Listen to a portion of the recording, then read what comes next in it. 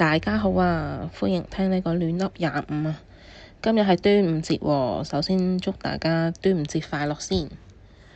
咁今日想講下呢，林夏薇。林夏薇呢喺5月29日啦，咁就俾一間公司呢就被申請呢個破產啊。咁佢隨即呢好快呢，咁喺30號呢就揾咗間律師樓呢，就幫佢澄清嘅。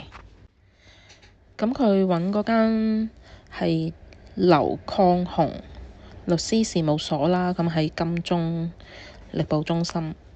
咁嗰個聲明呢，個內容係咩呢？個內容就係話本行啦就受咗林女士嘅委託啦，就呢個案件編號嘟嘅破產澄清呢，就作予以下嚴正嘅聲明。咁呢，就係2個冒號嘅。咁本所當事人並冇涉及任何相關債務，因此將於法庭聆訊中呢就會堅決抗辯，以澄清事實，維護聲譽。鑑於案件已進入呢個司法嘅程序，為免影響相關法律程序呢，本行不便公開討論案情嘅細節，為本所當事人對社會各界嘅關心與傳媒朋友嘅關注，謹此致以衷心感謝。敬請各方尊重司法程序，避免作出任何揣測或不實報導，以免對本行當事人造成進一步不必要嘅困擾或損害。呢一篇嘅嚴正聲明呢，咁我就睇到有2個覺得個律師行就唔小心嘅位。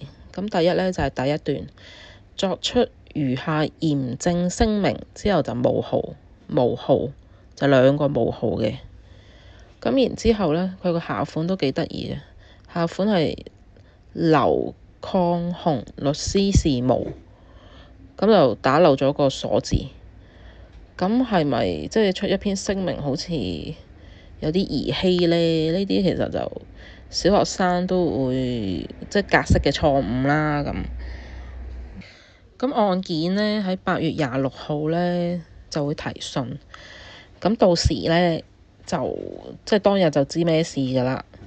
所以我哋呢都唔評論太多啊，因為呢個係司法程序緊啊嘛。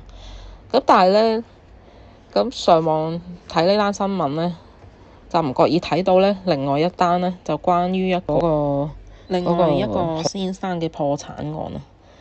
咁案中嗰個人呢，個名呢，就同林夏薇老公個名呢係一模一樣嘅，個英文串法。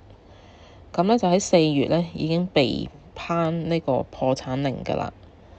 咁唔知會唔會係因為業主即係知道啦，咁就定係已經有欠租嘅情況出現啦。咁業主就今次呢就出呢個被破產呢個澄清呢，就俾林夏薇。咁唔知2件事有冇關係啦？就我自己個人呢，其實呢我又幾鍾意林夏薇小姐嘅喎。咁我對佢嗰個認知就即係全部都係佢拍劇啦。咁之前呢嗰套黑色月光呢，佢飾演嗰個卓慧雲啊。咁我覺得佢真係做得好好。佢聽講呢，佢拍呢套劇呢，嗰啲服裝啊、首飾都係私伙嘢，咁令到嗰個角色好立體，好有貴氣，好有霸氣，同埋呢睇到嗰個內心戲。佢臨打結局有一段 solo 戲呢，真係好好睇，做得好好。我自己呢，就相信呢，其實就唔會有事嘅。林小姐，林小姐除咗係一個成功嘅藝人啦，好有實力，大家已經肯定咗㗎啦。呢一樣嘢係咁，其實呢，佢都係一個好成功嘅商人嚟㗎喎。咁佢就好耐之前已經進軍咗飲食業啦。咁分店呢，都已經超過10間㗎啦。除此以外呢，培育鑽石嘅生意咁其實咧，加上佢個背景啦，我就相信佢可以冇事嘅，係絕對有一個實力。其實咧，退一步咁睇啦，人哋有咩事仲可以返去老鄉廈門去做一個公主，即係可以離開香港，可以去其他地方再發展都仲得。